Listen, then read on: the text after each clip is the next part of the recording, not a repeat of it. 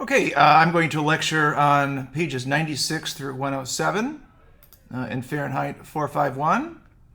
So after you've read that section, you can listen to this lecture. A lot of is revealed about society based on the women's reactions to the reading of the poem that Montag reads to them in the middle of this cocktail party. So if you look at Mrs. Phelps and Mrs. Bowles and what they say and what they do specifically, along with Millie, you'll get an idea of how 451 culture as a whole would act, as those three tend to be kind of the average common Joe and Jane in the civilization. So think about their reaction and what's revealed based on their reaction.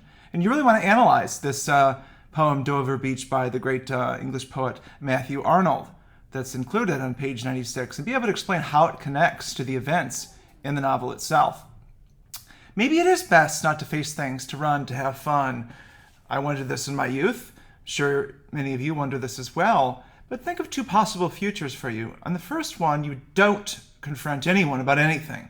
Instead, you run from any and all problems, pretending they are not out there. You have fun as much as possible without considering tomorrow's repercussions. That's one possible future. Think of where that would lead.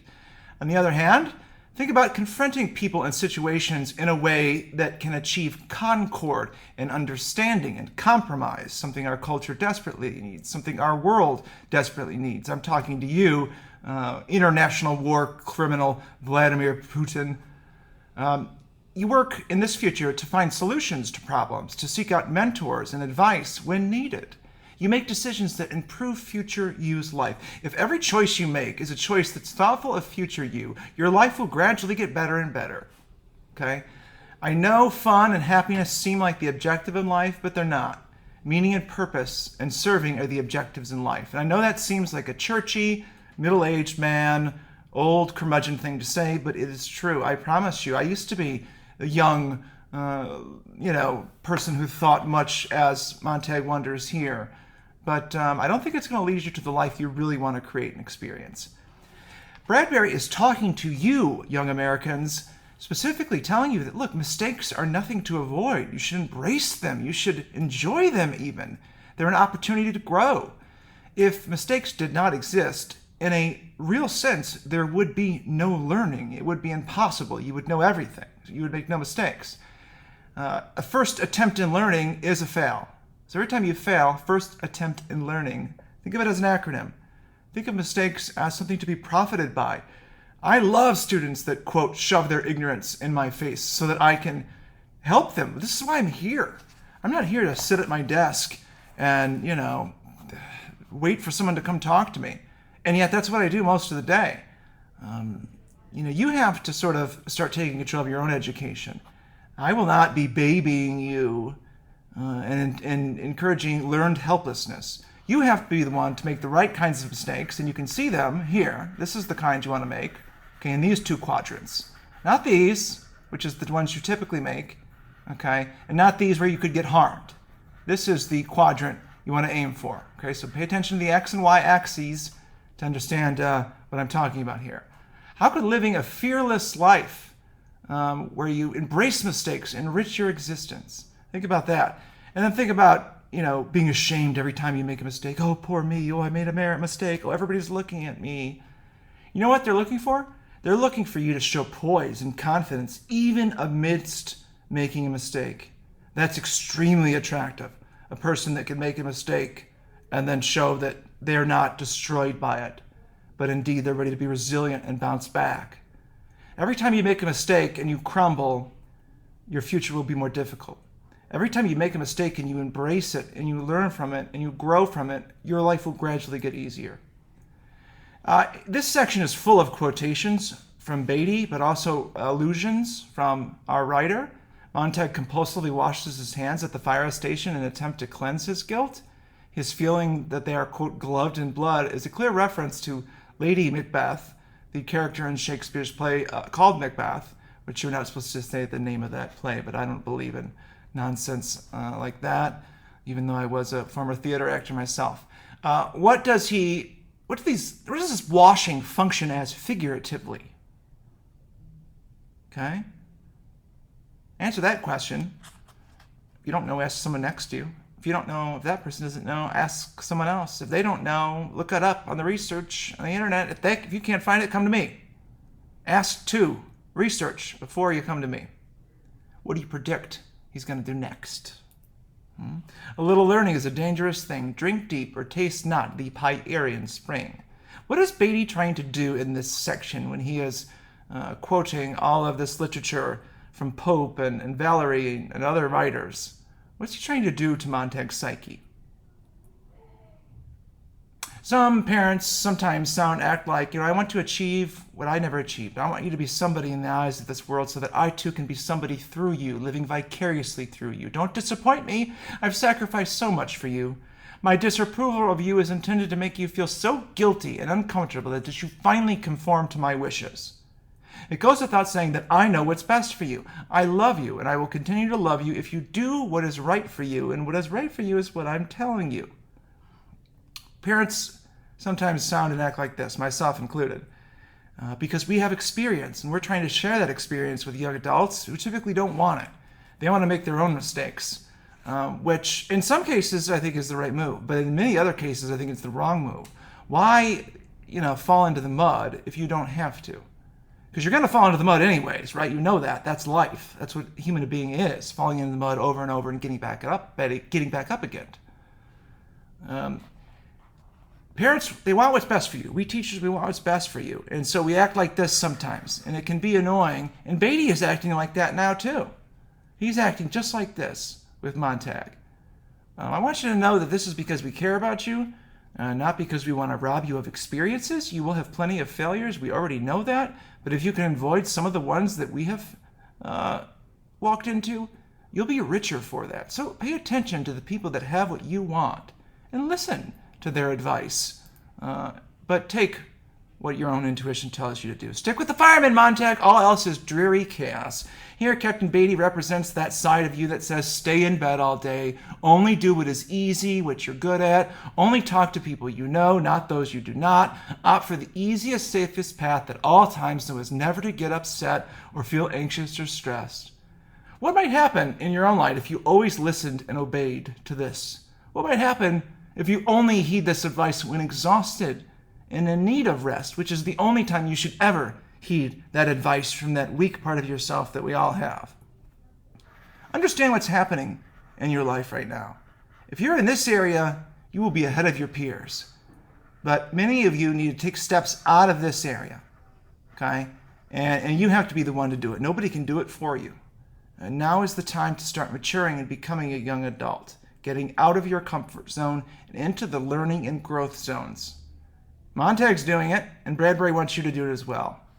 The captain belongs to the most dangerous enemy of truth and freedom, the solid, unmoving kettle of the majority. Oh God, the terrible tyranny of the majority. The dull, unthinking herd. The great monster, the sheeple, the biggest fear to the power elite in your country and on this planet, has always been a united populace behind a common ideal, behind values that are important for all of us. So, in that sense, they're protective against tyranny. And yet, they're also the greatest threat when their union, their force, their numbers, their power is instead used to support evil, tyranny. We need only think a moment for examples beyond the novel. What does that mean? What does this mean for all of us? Okay? What does this mean for all of us? In our country, we try to have majority rules with minority rights. Okay? How successful are we at that? Things to reflect on. Look, Bradbury sees that the age of the screen could destroy reading and conversation and literature. If you cannot read, you will forfeit your memory. And if you cannot remember, then you will not be able to think and you will not make good decisions. You will be easily controlled. This is exactly what the power elite in this novel and in your country want. The main target from Bradbury is not censorship, as students always think. No. What he's criticizing is mass media culture, which drives us apart via the TV advertisements, the entertainment, supposedly it is, when really it's programming. The social media that is absolutely purposely designed to be addicted. That's why you're addicted. And other distractions from authentic living. That is the target, not censorship. It's not even about books. It's about mass media. It's about that drives us apart because it's not news. When you go to the news, it's not news. It's clickbait, okay, in 2022. It's the advertising dollar. It's what can most outrage the most people, gets the most clicks. So that's not news, right? That's programming. That's programming us into a very bad place, which is where we need to escape this. We need to put down our screens. We need to realize there's more to life than entertainment. And we need to enrich our culture and elevate our populace in the exact opposite of the ways they do in the novel. Start paying attention to mass media and decide whether it's a force of good or ill for our culture. As you get older, you'll see the truth. You'll understand that a lot of the so-called trends that you're following, they're designed to prevent you from focusing on things and ideas that actually matter, that will actually help you. We're graduating people that aren't ready to work. Corporations are constantly telling us this. And they're not ready to work because they can't put down their darn phones for 5 minutes to pay attention to something and for that memory to sink in. And your parents aren't going to be doing it for you, obviously. So you're going to be after one that matures and puts that phone down and sets some limits. Look, these women, they have abortions. They have dead husbands who commit suicide, and they don't care because they don't understand what empathy is. They have children that hate their guts. Is that the kind of life we want for our people? Of course not. Montag suspects himself a fool. He is, and so are you, and so am I. And so is anybody who's educated. Because you're a fool understands how much you don't know, and how much there is to know, and how you'll never know it all in this life. Nobody does. Okay? We need each other on this long journey. Our success is built on collaboration. And a little bit of competition as well. Faber says, pity them. You were so recently of them. So often today we see the far left liberals and the far right conservatives chastising everybody and trying to get them to think the way they think. And yet, you have to remember, have some humility, people on the far left and the far right. Understand that you think you're right, but that doesn't mean you are. Okay? If there were no war, maybe I should just focus on peace. Oh, my feet won't move. There's fight, there's flight, and there's freeze. Let me tell you, I'm a freeze. I know that because we did an active shooter drill at my old school. And the sheriff shot the gun 8 times in the drill that we had. I could not move. My feet were stuck. I didn't know why they were stuck. And it was shocking to me as someone who, would expect myself to react. But after a few seconds, I started moving again. How many shots did I hear? Do you think I heard all 8? Nope. I thought there was 1 or 2. There were 8. So when you think about, first-person accounts of, events that involve violence, it's difficult to really remember things correctly as they went down. Stay with me, old man, Montag says. This is Bradbury reminding you that you need a mentor. You need people to help you in life. If you don't have them, you need to find them. Okay? We're all sheep sometimes, according to Beatty at least. And I think he's probably right about that. He's right in a lot of the things he says. In fact, everything he says is right from a certain perspective. All the quotations he's giving you are meant to confuse Montag because the ideas conflict with each other if you pay attention to them. And he's right. We have terrorists from religious factions blowing up the world and chopping heads off of people because they've read a few lines and they've decided that their religious book is the be-all and end-all truth because they don't have any humility. Okay? What is revealed regarding Faber's statement when he says that, you'll take it in and you'll try to judge and make your decision which to jump or fall. I want it to be your decision, not mine, not the captain's. Pause and think about it, and then when you're ready, start the video, because the answer is, Faber is saying, Montag, I want you to make your own decision. Agree with me, or agree with Beatty, or go some other way. Okay? He's empowering Montag, which is what everybody who's a good teacher wants to do, who's a good mentor. Beatty gets the address. Notice he doesn't tell it to anybody. He puts it in his pocket. Notice that Beatty never drove, but he's driving now. Why? Where are they going? We're here to keep the world happy, Montag. But what if happiness isn't the point of life? As a 40-year-old middle-aged man, I'm telling you it's not. The purpose of life is to pursue meaning and purpose, solving a problem that you think is important, serving your fellow man, woman, and transgender human beings. That's what we're here to do. And I know as a teenager you think, oh, that's nonsense. I'm going to go express myself and, live a unique life and, achieve my dreams. You cannot achieve your dreams without other people. Okay? So that means you have to serve. You will not be happy trying to find pleasure and happiness. Guaranteed. Go ahead, try it.